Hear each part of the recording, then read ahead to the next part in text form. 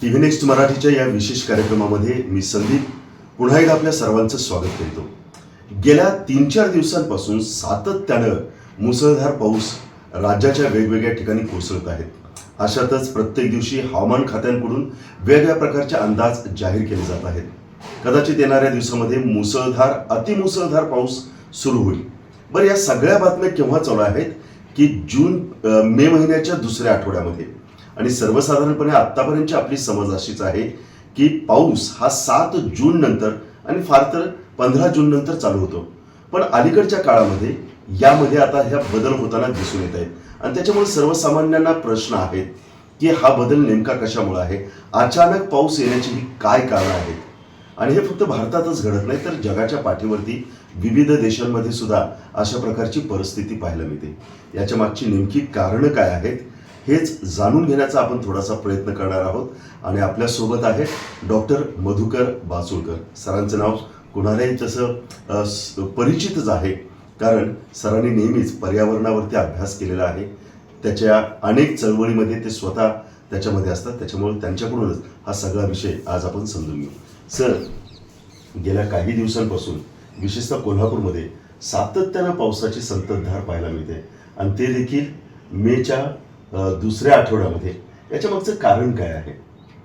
ही जी परिस्थिती आहे ही फक्त कोल्हापूरमध्ये आहे असं नाही आहे.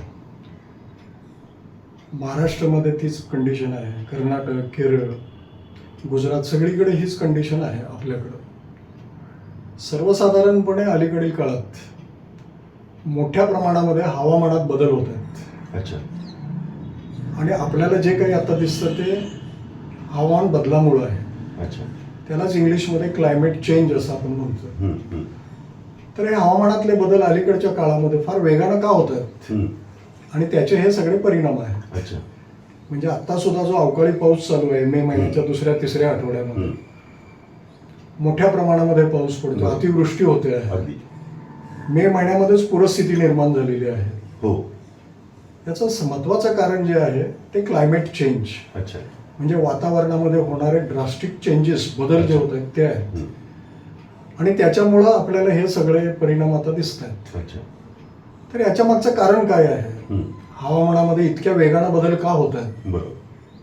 पूर्वीच्या काळामध्ये एवढ्या वेगानं हवामानामध्ये किंवा वातावरणात बदल होत नव्हते. पूर्वीचा काळ म्हटला तर म्हणजे सर्वसाधारण कधी म्हणू आपण, म्हणजे 1950 पर्यंत तरी पृथ्वी तलावर पर्यावरणाचे प्रश्न काही गंभीर नव्हते. अच्छा. 1960 नंतर 1980 नंतर हळूहळू वातावरणामध्ये बदल व्हायला लागले. अच्छा. आणि पर्यावरणाचे प्रश्न निर्माण व्हायला लागले. अच्छा. सन 2000 सालानंतर हे सगळे प्रश्न गंभीर व्हायला लागले. आणि 2010 नंतर त्यांनी अगदी अकराळ विकराळ असं रूप धारण केलेलं आपल्याला दिसतं. 2020 नंतर तर आपण पाहतोय काय काय चाललेलं आहे. तर या सगळ्या हवामानामध्ये एवढ्या वेगानं बदल का होत आहेत, याच्यासाठी फक्त भारत रिस्पॉन्सिबल आहे का? तर असं काही नाही आहे. पूर्ण जगाचं तापमान वाढत चाललेलं आहे, पृथ्वीचं तापमान वाढत चाललेलं आहे. म्हणून त्याला इंग्लिशमध्ये ग्लोबल वॉर्मिंग असं म्हणतात. सर, सर्वसाधारण आता पृथ्वीचं तापमान काय आहे? तर हे ग्लोबल वॉर्मिंग जे म्हणतात ना, कारण जगाचं तापमान सगळं वाढत चाललेलं आहे. सन 1950 पर्यंत पृथ्वी तलावरचं तापमान जे आहे ते 0.1 डिग्री सेल्सिअसनं सुद्धा वाढलेलं नव्हतं. अच्छा. पण याच्यामध्ये वाढ व्हायला सुरू झाली ते 1980 पासून. 2000 नंतर तर त्याच्यामध्ये वेगानं बदल होत चाललेले आहे. आपण हा संदर्भ जागतिक स्तरावरचा फक्त भारतातला नाही. अच्छा. कारण फक्त भारतातलंच तापमान वाढतंय असं नाही, सगळ्या जगाचंच तापमान वाढत चाललंय. म्हणून त्याला ग्लोबल वॉर्मिंग असं म्हटलेलं आहे, जागतिक तापमान वाढ असं म्हटलेलं आहे. आणि 2020 नंतर तरी विचित्र परिस्थिती आता निर्माण झालेली आहे. बरोबर. तर याच्या मागचं कारण काय आहे? ग्लोबल वॉर्मिंग कशामुळे होत चाललेलं आहे, सगळ्या जगाचं तापमान का वाढत चाललेलं आहे? तर त्याला प्रामुख्यानं 2 कारणं आहेत. अच्छा. पहिलं कारण आहे तो म्हणजे ओझोनचा ऱ्हास. अच्छा. आपल्या पृथ्वीच्या भोवती ओझोन वायूचा लेयर आहे.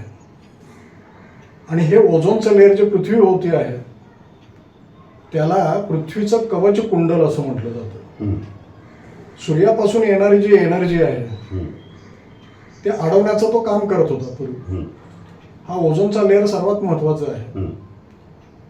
सूर्यापासून सगळी येणारी जी एनर्जी आहे हम्म. ती सगळी पृथ्वीवर येत नव्हती. हम्म. त्यातली 50% एनर्जी जी आहे, ऊर्जा जी आहे, हम्म. ते ओझोनचं लेअर जे पृथ्वीच्या सभोवताली होतं असं म्हणून मी आता नाही बरोबर. आहे, कमी झालेलं आहे. हम्म. आणि 50%च ऊर्जा फक्त पृथ्वी तलावर येत होते. हम्म. त्यामुळे ऑफकोर्स पृथ्वीचं तापमानापासून, वाढत्या तापमानापासून संरक्षण होत होतं. हम्म. पण नंतर बदल होत गेले. हम्म. जी एनर्जी 50% पृथ्वी तलावर येते हम्म. त्याच्यातली सुद्धा जवळपास 30% एनर्जी परत परावर्तित होते. अच्छा. आणि ती परावर्तित होऊन परत ती वातावरणामध्ये, अवकाशामध्ये फेकली जाते. हम्म. आणि तेवढ्या तापमानावर आपलं सगळं काम चालू आहे पृथ्वीवरचं. अच्छा. त्यामुळं ओझोनचं लेअर असल्यामुळं पृथ्वीच्या तापमानामध्ये काही फार मोठी वाढ झालेली नव्हती. हम्म. पण मधल्या काळामध्ये हे जे ओझोनचं लेअर आहे, ज्याला मी मगाशी म्हटलं की पृथ्वीचं कवच कुंडल कवच आहे, कुंडल. संरक्षण कवच आहे. हम्म. तापमानापासून ते आपलं संरक्षण करतं. सूर्यापासून येणारी सगळी एनर्जी आपल्याकडे येत नाही त्यामुळे. पण अलीकडच्या काळामध्ये त्याच्यात बदल व्हायला लागले. हम्म. हा ओझोनचा लेअर हळूहळू नाहीसा व्हायला लागला. हम्म. हा ओझोनचा लेअर नाहीसा होण्यामागे जबाबदार कोण, तर स्वतः माणूसच जबाबदार आहे. अच्छा. आणि आणि मानव निर्मित एक वायू आहे, हम्म. त्याचं नाव आहे क्लोरोफ्ल्युरोकार्बन. अच्छा. त्याला CFC असं म्हणतात. हा CFC त्या ओझोनचं विघटन करायला त्यानं सुरुवात केली. मग CFC वायू माणसानं तयार का केला? तर आपल्या घरी जे रेफ्रिजरेटर आहेत, एअर कंडिशन मशीन्स आहेत, याच्यामध्ये हा वायू वापरला जातो. इव्हन बॉडी स्प्रे आपण वापरतो, त्या बॉडी स्प्रेमध्ये सुद्धा CFC आहे. आणि याचं प्रमाण वाढायला लागलेलं आहे. आपण उपयोग वाढवले ना या सगळ्यांचे. बरोबर. सगळ्यांच्या घरी AC अशी परिस्थिती आज निर्माण झालेली आहे अलीकडच्या काळामध्ये. रेफ्रिजरेटर तर पूर्वी नव्हते सगळीकडे, आता सगळ्यांच्या घरात आहे. तर त्याच्यातून हा CFC वायू बाहेर पडतो. हम्म. आणि हा CFC वायू जो आहे, हम्म. हा CFC वायू त्या ओझोनचं विघटन करतो. ओझोनची केमिकल संज्ञा आहे O3. हम्म. याचं विघटन झाल्यानंतर त्याचं रूपांतर होतं O2 आणि O. ओके. आणि ओझोनचं लेअर हळूहळू नष्ट व्हायला लागलं. जवळपास ओझोनचं लेअर आता संपत आलेलं आहे. पण मधल्या काळामध्ये कोरोनाचा लॉकडाऊन पिरियड होता. त्या काळामध्ये थोडी सुधारणा पर्यावरणामध्ये झाली होती, वातावरणामध्ये झाली होती. पण लॉकडाऊन संपल्यानंतर परत आणि पर्यावरणाची स्थिती पूर्वीसारखीच व्हायला लागली. म्हणजे लॉकडाऊनच्या काळामध्ये वाहनं रस्त्यावरती नव्हती. हे कारण होतं त्याच्यावर. अनेक कारण आहेत त्याला. काय होतं सर्वसाधारण? सर्वात महत्त्वाचे म्हणजे कारखानदारी बंद होती. हम्म. वाहनांची रेलचेल सगळी कमी होती. बरोबर. त्यामुळं हवेचं होणारं प्रदूषण कमी व्हायला लागलं ना. हम्म. हम्म. एवढंच कशाला, पृथ्वीची कंपनं जी होतात ना, ती कंपनं सुद्धा पूर्णपणे थांबली होती. कारण पृथ्वी तलावरच्या हालचालीच बंद झाल्या होत्या ना सगळ्या. हो. 2 वर्षांनी लॉकडाऊन पिरियड संपल्यानंतर परत पूर्वस्थितीला चाललेलो आहे आपण. अगदी पंचगंगेचा तळ सुद्धा दिसतो. सगळं पाणी स्वच्छ झालं, हवा स्वच्छ झाली. अगदी जयपूरवरनं हिमालय दिसत होतं, एवढी हवा क्लिअर झाली त्या काळात. पण नंतर परत तीच परिस्थिती आली. तर हा CFC वायू जो वापरला जातो, हा CFC वायूनं त्या ओझोन लेअरचं विघटन चालू केलं. हम्म. आणि ते लेअर क्षीण होत झालं आणि काही ठिकाणी मोठी भगदाडं पडली त्याला. हम्म. त्यामुळे काय व्हायला लागलं लक्षात आलं आपल्या, हम्म. सूर्याची एनर्जी जी 50% अडवली जायची, ती अडवली जात नाही. ती आता डायरेक्ट पृथ्वीवर यायला सुरुवात झालेली आहे. सर्वात महत्त्वाचं ओझोनचं अजून एक काम आहे. सूर्यकिरणामध्ये असणारे जे अल्ट्रा व्हायलेट रेज आहेत, हम्म. त्याला मराठीमध्ये अतिनील किरणं असं म्हणतात. ही अतिनील किरणं रोखायचं काम हा CFC करत होता. हम्म. CFCचं लेअर जे आहे ना, ते काम करत होतं. पण ते CFCचं लेअर आता नष्ट झालं. त्याच्यामुळं अल्ट्रा व्हायलेट रे सुद्धा आता पृथ्वी तलावर यायला लागलेले आहेत. आणि त्याच्यामुळं सर्वात महत्त्वाचं जे आहे, स्किन कॅन्सर होण्याचं प्रमाण वाढलेलं आहे. कारण ते आपल्या स्किनवर पडल्यानंतर स्किन कॅन्सर स्टिम्युलेट होतं. मोतीबिंदू होण्याचं प्रमाण वाढलेलं आहे. हे म्हणजे आपल्या आरोग्यावर सुद्धा आता त्याचे परिणाम दिसायला लागलेले आहेत. अच्छा. आता अलीकडे बघा ना, अगदी 20-24 वर्षाच्या मुलांना सुद्धा मोतीबिंदू होतो. हो. पूर्वी 60 वर्षानंतर व्हायचं. बरोबर. हे सगळे बदल झालेले आहेत. तर हा ओझोनचा लेअर नष्ट झाल्यामुळं पृथ्वीचं तापमान वाढायला चालू झालं. म्हणजे हे एक महत्त्वाचं कारण आहे की CFC वायू जो आपण वापरतो त्याच्या रिलीजमुळं ओझोनचं लेअर क्षीण झालं, भगदाड मोठी पडायला लागली आणि सगळी सूर्याची एनर्जी आता पृथ्वी तलावर यायला लागली. त्यामुळे उष्णतेमध्ये ऑफकोर्स वाढ झाली. दुसरं सर्वात महत्त्वाचं कारण आहे ग्रीन हाऊस गॅसेस, त्याला मराठीमध्ये हरितगृह वायू असं म्हणतात. वास्तविक हरितगृह जे म्हणतात त्याच्याशी याचा संबंध नाही. अच्छा. म्हणजे लोक असं बरोबर चुकीनं सांगतात की बरोबर.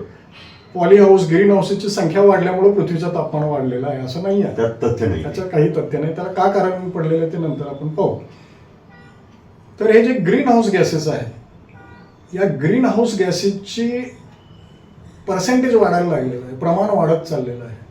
तर हे ग्रीन हाऊस गॅसेस कोणते आहेत? तर सर्वात मोठा ग्रीन हाऊस गॅसेस आहे कार्बन डायऑक्साईड, दुसरा आहे मिथेन आणि तिसरा आहे नायट्रस ऑक्साईड. त्याच्यामध्ये सर्वात महत्वाचा आहे तो कार्बन डायऑक्साईड. हा कार्बन डायऑक्साईड एकटा पृथ्वीचं तापमान 72% वाढवायला जबाबदार आहे. मग कार्बन डायऑक्साईड का वाढलं याची कारणंही आपल्याला माहित आहे की वाहनांची संख्या वाढली, कारखानदारी वाढली, ज्वलन वाढलं, मोठमोठे कारखाने जे आहेत तिथं दगडी कोळशाचा वापर केला जातो. म्हणजे कार्बन डायऑक्साईडचं प्रमाण हे सगळं वाढत चाललं. कुठली वस्तू जळली की कार्बन डायऑक्साईड तयार होतं. त्यामुळं कार्बन डायऑक्साईडचं प्रमाण हे वाढत चाललं. म्हणजे पेट्रोल डिझेलचा अतिवापर, लाकडांचा, कोळशाचा, दगडी कोळशाचा वापर. दुसरं सर्वात महत्वाचं कारण आहे की आपल्याकडं वणवे लावले जातात. काही देशामध्ये वणवे हे नैसर्गिक लागतात, पण आपल्याकडे ट्रॉपिकल रिजनच्या देशामध्ये वणवे हे मानव निर्मित आहेत. मध्यंतरी झालं होतं ना ब्राझीलमध्ये आणि या ठिकाणी अमेझॉनमध्ये कित्येक महिने ते जळत होतं. म्हणजे किती कार्बन डायऑक्साईड तयार झालं असं कल्पना करा.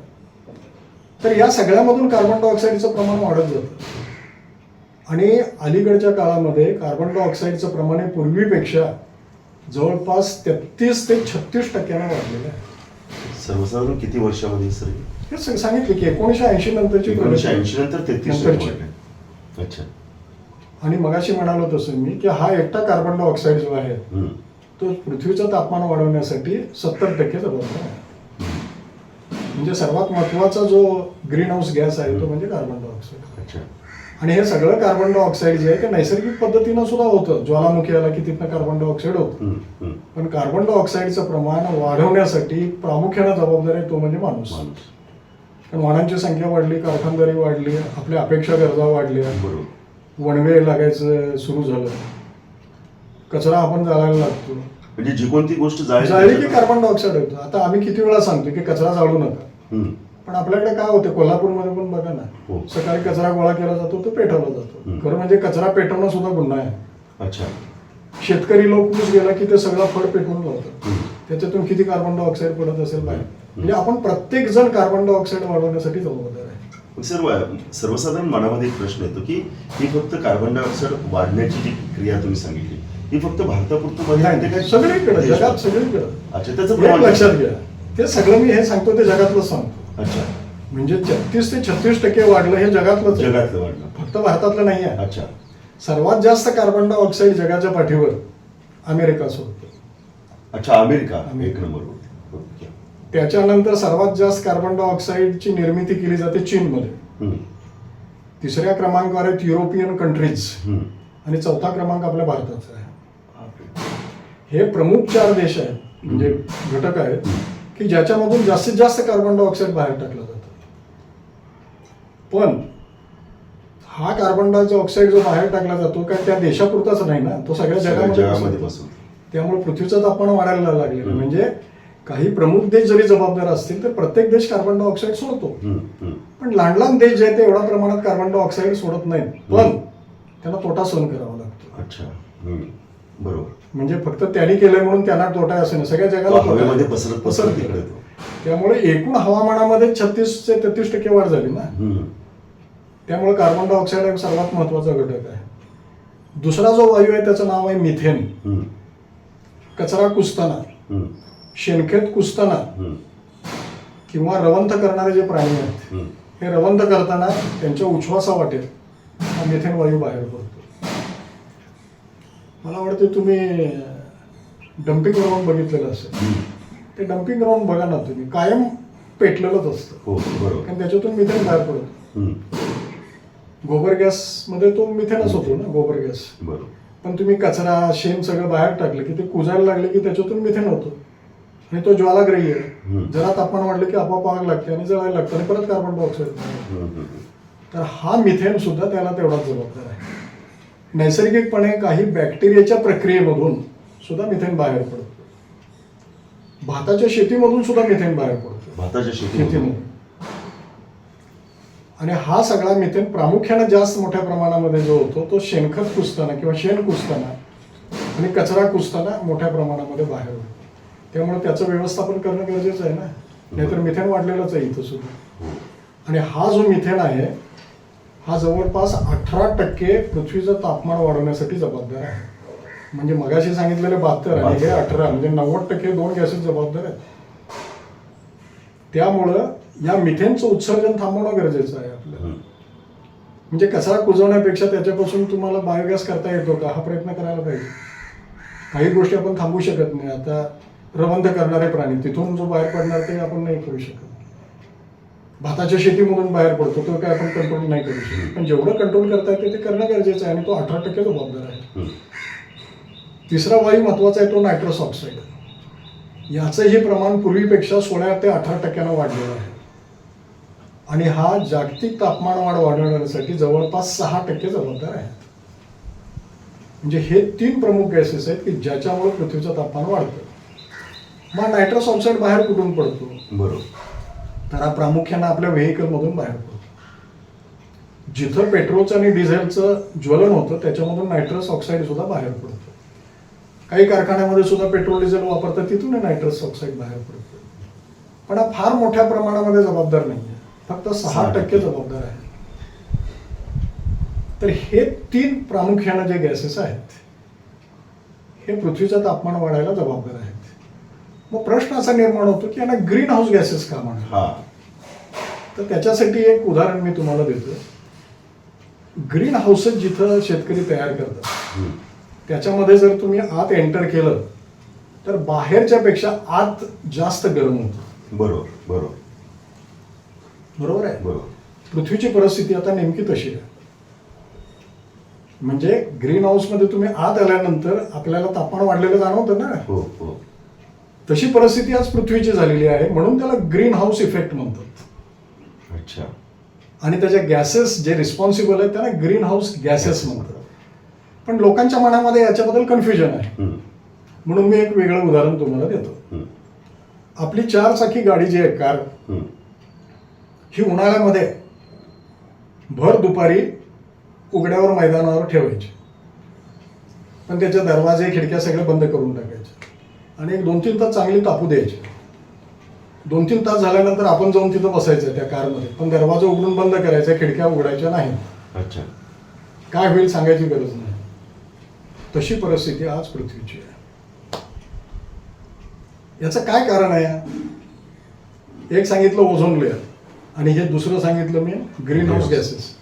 याच्यातला कार्बन डायऑक्साईड जो आहे किंवा हे ग्रीन हाऊस गॅसेस जे आहेत त्याचा एक दाट थर आता पृथ्वीच्या भोवती तयार झालेला आहे कारण त्याचं पर्सेंटेज वाढलेलं आहे. बरोबर. आणि एक दाट थर तयार झालेला आहे. हा ग्रीन हाऊस गॅसेसचा लेअर किंवा कार्बन डायऑक्साईडचा थर जो आहे, लेअर जो आहे तो बरोबर ओझोनच्या उलटं काम करतो. ओझोन काय करत होता? 50% सौर ऊर्जा अडवायचा, बरोबर, 50% आत सोडायचं. बरोबर आहे. हा बरोबर उलटा करतो. व जास्तीत जास्त एनर्जी शोषून घेतो आणि पृथ्वीकडे पाठवतो आणि पृथ्वीवरून परावर्तित होणारी एनर्जी बाहेर जाऊ देत नाही. म्हणजे मगाशी सांगितलं गाडीसारखी परिस्थिती आहे. बरोबर. बाहेरनं सगळी उष्णता आत आली पण आतून बाहेर जाताच येत नाही. म्हणून मी गाडीतले उदाहरण दिलं ते त्याच्यासाठी म्हणजे आपल्या लक्षात येईल की आज पृथ्वीची ग्लोबल वॉर्मिंगमुळे परिस्थिती अशी झालेली आहे.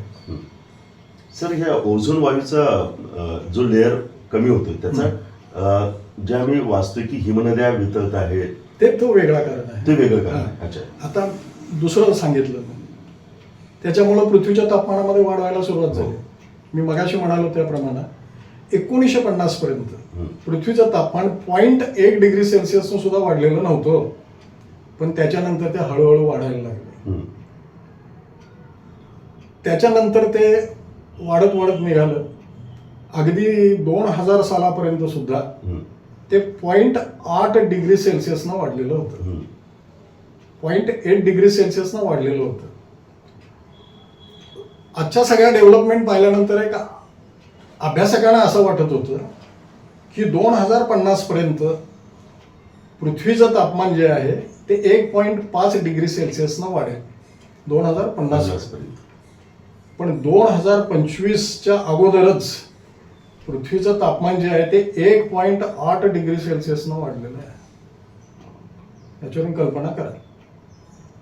आणि 2050 पर्यंत किंवा 2030 पर्यंत 2 डिग्री सेल्सिअसच्या पुढे जाईल. हं. आणि जसं तापमानामध्ये वाढ होत जाईल ना तसं उष्णतामान वाढणार आहे.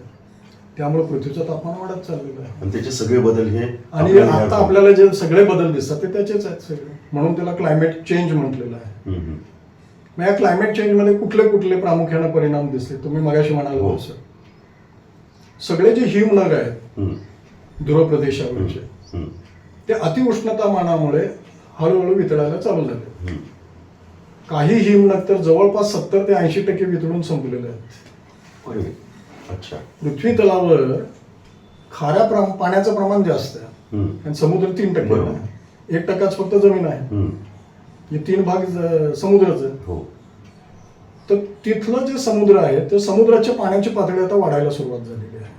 हे हिमनद्या याच्या कारण काय आहे की हिमनग वितळल्यानंतर हं. आता मगाशी म्हणालो तसं फ्रेश वॉटर जे आहे जे पिण्या पाणी योग्य जे आहे हं. हे अगदी प्रमाण कमी आहे ना. हं. हं. म्हणजे पृथ्वी तलावर एकूण जे पाणी आहे त्याचं फक्त 2% पाणी हे पिण्यायोग्य आहे, फ्रेश वॉटर आहे. बरोबर. आणि त्याच्यातलं सुद्धा मेजॉरिटी पाणी हे बर्फाच्या रूपामध्ये ग्लॅशियरमध्ये आहे. आता ते ग्लॅशियर वितळायला लागल्यानंतर ते सगळं पाणी हे सगळ्या नदी नाल्यामधून आता परत समुद्राला मिळालेलं आहे आणि समुद्राच्या पाण्याची पातळी वाढत चाललेली आहे. त्याच्यामुळे समुद्राच्या काठी असणारी जी शहरं आहेत तसंच नव्हे तर असा एक इशारा देण्यात आलेला आहे की पुढल्या म्हणजे हे 2000 साल संपण्याच्या पूर्वीच हं. हं, हं. जगाच्या पाठ्यावरचे 27 देश पाण्याखाली म्हणजे समुद्राच्या पाण्यात बुडतील असा इशारा दिला गेलेला आहे. आज सुद्धा आपल्या मुंबईमधला जवळपास 20% भाग पाण्यामध्ये जायला सुरुवात झालेला आहे. लहान मोठी जी बेटं आहेत हं. ती पुढल्या 50 वर्षामध्ये बुडायला सुरुवात होते. ऑस्ट्रेलिया न्यूझीलंडचा सुद्धा 10 ते 12% भाग आता समुद्राच्या पाण्यात बुडायला सुरुवात झालेली आहे. आपल्या भोवती जे सगळी बेटं आहेत आणि आपले समुद्री किनारे असणारी जी मोठी शहरं आणि लहान गावं आहेत त्यांना सर्वात मोठा धोका आहे. मुंबई कुठं आहे? हं. किनाऱ्यावरच आहे. बरोबर. अशी म्हणालो ते बुडायला चालू झालेलंच आहे. हं. चेन्नई सारखे शहर तिथं आहे. बरोबर. अशी अनेक शहरं आपली समुद्र किनाऱ्यावर आहेत. या सगळ्यांना मोठा धोका आहे. हं. याच्याप्रमाणे 2100 सालापर्यंत असं म्हटलेलं आहे की 27 देश पाण्याखाली जातील. आपल्या बाजूचा बांगलादेश घ्या, श्रीलंका घ्या, मॉरिशस घ्या, हे सगळे पाण्याखाली जातील. म्हणजे भविष्य नाही घडणार आहे हे निश्चित झालेलं आहे. ते ग्लॅशियर वितळल्यामुळे हा प्रॉब्लेम निर्माण झाला. ते ग्लॅशियर काय आपल्याला परत तयार नाही करता येणार ना. हं. हं. कारण पृथ्वीचं तापमान आता एवढं वाढत चाललेलं आहे की ते ग्लॅशियर सुद्धा संपायच्या मार्गावर आहे. आणि त्याच्यामुळं समुद्राच्या पाण्याची पातळी वाढली आणि समुद्राच्या पाण्याचा खारटपणा कमी झाला आणि समुद्राच्या पाण्याचं तापमान सुद्धा वाढायला लागलेलं आहे. बरोबर. त्यामुळे एक गोष्ट काय घडली पहा, ध्रुव प्रदेशावर हे जे सगळे ग्लॅशियर्स आहेत हं. सगळे बर्फमय प्रदेश आहेत. बरोबर. तिथं काही ठराविक प्राणी आहेत. पांढरे हसवलं आहे, हं. पेंग्विन्स. पेग्विन्स आहेत. त्यांचं सगळ्यांचं अस्तित्व धोक्यात आलेलं आहे. कारण तिथं जर सगळं बर्फच वितळून संपल्यानंतर वातावरण वाढायला लागलं, टेम्परेचर वाढायला लागलं तर ते प्राणी जगू शकणार नाहीत. आणि एवढंच नाही आहे तर समुद्राच्या पाण्याची पातळी तर वाढलीच, त्यामुळे खारटपणा कमी झाला, त्या पाण्याचं तापमान वाढायला लागलेलं आहे. हे जलचर प्राण्यांना फेवरेबल नाही आहे. समुद्रातल्या जलचराला. हं. मच्छीमारी हा चांगला मोठा धंदा आहे ना. हो. पण तुमच्या लक्षात आलं असेल की अलीकडच्या 10 वर्षांमध्ये मच्छीमारीचा धंदा आता कमी कमी होत हो, चाललेलं आहे. अगदी. कारण पूर्वी एवढं माशांचं उत्पादन मिळत नाही. हम्म. पुढच्या 20-50 वर्षामध्ये मासे मिळणारच नाही तशी परिस्थिती होईल. आणि याला जबाबदार कोण? फक्त माणूसच आहे. ग्लोबल वॉर्मिंगमुळे हे सगळं घडतं आहे. म्हणजे हा सर्वात मोठा धोका आहे. म्हणजे समुद्रातली जैवविविधता नष्ट होत चाललेली आहे आणि त्याला धोका निर्माण झालेलाच आहे. हम्म. मग आपल्यावर सर्वात मोठा परिणाम काय होणार आहे? हा. तो वातावरणामधले बदल जे झालेले आहेत हम्म. त्याच्यामुळे चक्रीवादळांचं प्रमाण वाढलेलं आहे. पूर्वीचा इतिहास बघा ना थोडा. कधी तर 4-5 वर्षामध्ये एखाद दुसरं चक्रीवादळ होतं. अगदी. म्हणजे सगळ्या जगभर सांगतो, हो. भारतात नाही. हो. आत्ता एका महिन्यामध्ये 4-4 चक्रीवादळं होतात. आत्ताची सुद्धा जी परिस्थिती आज निर्माण झालेली आहे यावर्षी आत्ता हम्म. मे महिन्यामध्ये, त्याचं कारण सुद्धा चक्रीवादळाचं आहे. अरबी समुद्रामध्ये मोठा कमी दाबाचा पट्टा तयार झालेला आहे. जेव्हा टेम्परेचर वाढतं ना तेव्हा कमी दाबाचे पट्टे तयार होतात हम्म. आणि त्याच्यातून चक्रीवादळं तयार होतात.